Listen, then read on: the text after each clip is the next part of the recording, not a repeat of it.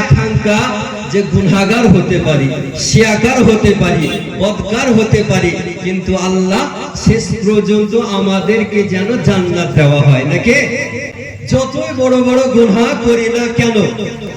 তো ফারিস্তা মণ্ডলীগণ বলে, আল্লাহ আজকে জোলহাপাড়ার সরজমিন থেকে যখন জান্নাতের নিয়ামতের কথা শ্রবণ করতেছিল, তো তোমার নিকটে জান্নাত চাইতেছিল।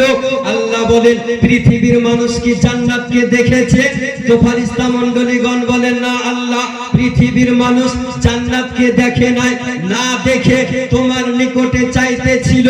তো আল্লাহ বলেন, যদি একবার জান্নাতকে দেখে নেয় তাহলে পৃথিবীর মানুষের কি অবস্থা হবে, কি হালাত হবে? তো ফারিস্তা মণ্ডলীগণ বলে, আল্লাহ এর চেয়ে বেশি তোমার নিকটে জান্নাত চাইবে। সুবহানাল্লাহ বলবেন না? একটু সুবহানাল্লাহর ঘড়ি থাকে যেন মুখে। তারপর আমাদের একটাই আশা, আল্লাহ গুনাহগার হতে পারি, শিয়াকার হতে পারি, যেন জান্নাত জাহান্নামে না দেওয়া হোক নাকি গো, জাহান্নামে যেন না দেওয়া হোক। তো ফারিস্তা মণ্ডলীগণকে আবার আল্লাহ পুনরায় জিজ্ঞাসা করে, ফারিস্তা মণ্ডলীগণ বলো, আমার নিকট থেকে কি পানাহ চাইতেছিল, আমার নিকটে কি থেকে মুক্তি চাইতেছিল? তো ফারিস্তা বলে, আল্লাহ তোমার পৃথিবীর মানুষ, গুনাহগার মানুষ, শিয়াকার মানুষ, বদকার মানুষ তোমার নিকটে দোয়া করতেছিল, আল্লাহ যেন আমাকে জাহান্নাম থেকে মুক্তি দান করেন। আল্লাহ বলে, ফারিস্তা মণ্ডলীগণ শোনো, পৃথিবীর মানুষকে জাহান্নামকে দেখেছে? ফারিস্তা বলেন, না আল্লাহ, পৃথিবীর মানুষ, জগতের মানুষ জাহান্নামকে দেখেনি।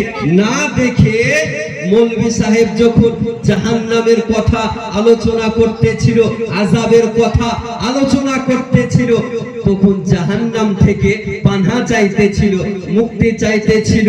তো ফারিস্তা মণ্ডলীগণকে আল্লাহ বলেন, হে ফারিস্তা মণ্ডলীগণ শোনো, জোলহাপাড়ার মজলিসে জালসায় যতজন ব্যক্তি শরীক হয়েছিল, অংশগ্রহণ করেছিল, আমার ইজ্জতের কসম সমস্ত ব্যক্তির গুনাহগুলোকে আমি আল্লাহ ক্ষমা করে দিলাম। সুবহানাল্লাহ, আর একটু জোরে বলতে হবে সুবহানাল্লাহ।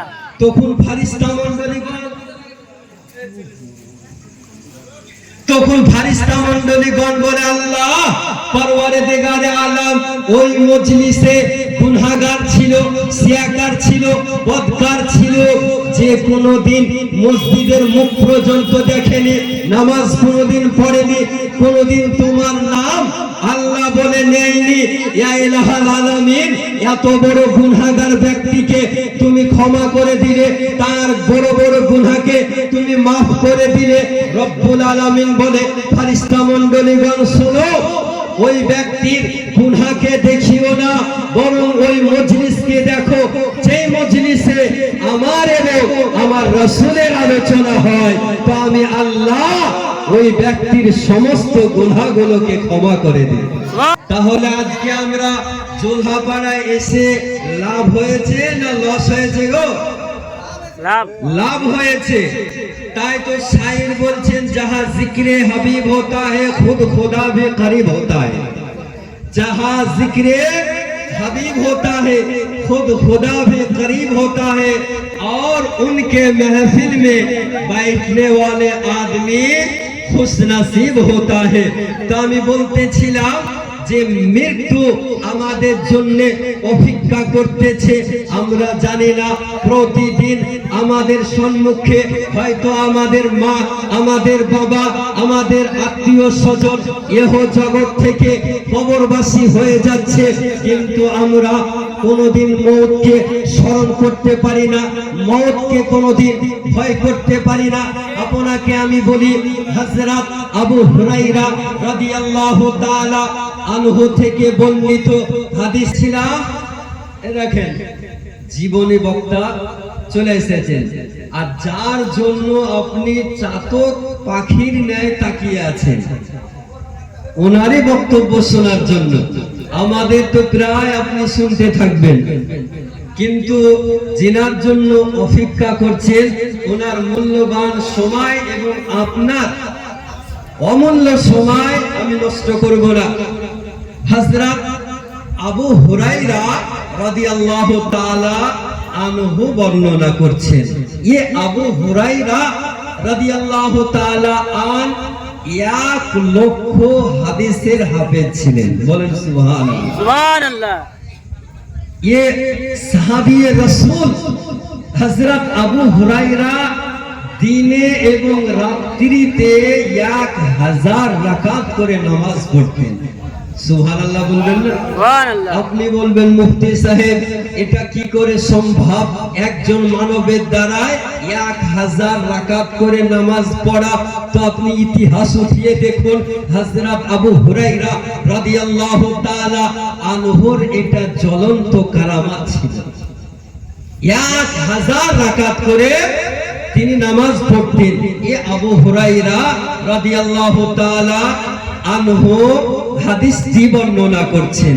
আমার মহানবী সাল্লাল্লাহু তাআলা আলাইহি ওয়াসাল্লাম বলেন, দুনিয়া যদি লাভ লালসাকে শেষ করতে চাও তাহলে আখিরাতকে বেশি বেশি করে স্মরণ করো। ইসলাম জগতের তৃতীয় খলিফা উসমানে গনি রাদিয়াল্লাহু তাআলা আনহু যখন কবরস্থানে যেতেন তো এত কান্না করতেন তিনার দাড়ি মুবারক ভিজে যেত। এত ভয়ানক কবর একটি জায়গা, যে কবর আমাদের আপনাদের জন্য অপেক্ষা করতেছে।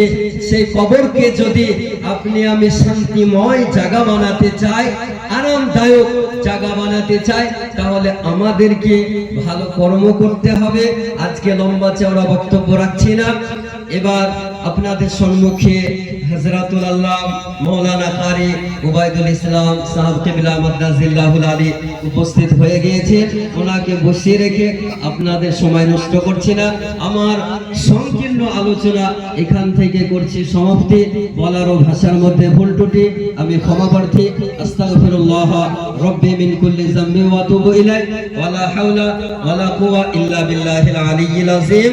আসসালামু আলাইকুম ওয়া রাহমাতুল্লাহ।